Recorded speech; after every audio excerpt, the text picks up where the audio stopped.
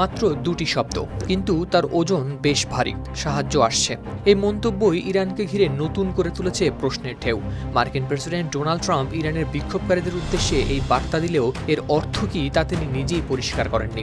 সাংবাদিকরা যখন ব্যাখ্যা জানতে চান, ট্রাম্প আরও ঘনীভূত করেন রহস্যটা। তিনি বলেন, এর মানে সাংবাদিকদেরকেই খুঁজে বের করতে হবে।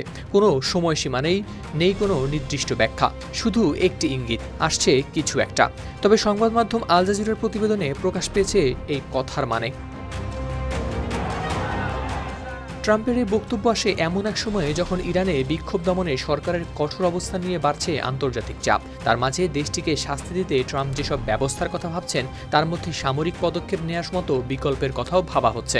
ট্রাম্প বলেন, যেখানে নিহতের সংখ্যা অনেক বড় বলেই মনে হচ্ছে, তবে তা এখনও নিশ্চিতভাবে জানেন না তিনি। সঠিক অবস্থা জেনে তারা সেই অনুযায়ী ব্যবস্থা নেবেন। এদিকে সামাজিক যোগাযোগ মাধ্যমে ট্রাম্পের পোস্ট সাহায্য আসছে এর প্রতিক্রিয়ায় জাতিসংঘে নিযুক্ত ইরানের রাষ্ট্রদূত আমির সাইদ ইরাভানি অভিযোগ করেন, ট্রাম্প সহিংসতায় উস্কানি দিচ্ছেন। তার মতে এই বক্তব্য ইরানের সার্বভৌমত্ব ও নিরাপত্তার জন্য সরাসরি হুমকি। রাষ্ট্রদূতের ভাষ্যে আরও বলা হয়, ওয়াশিংটন ইরানের সরকারকে অস্থিতিশীল করার চেষ্টা করছে, অর্থাৎ ট্রাম্পের বার্তাকে মানবিক সহায়তার ইঙ্গিত হিসেবে নয়, রাজনৈতিক ও সামরিক চাপের সংকেত হিসেবেই দেখছে ইরান। হাওলাদার শামীম, RTV।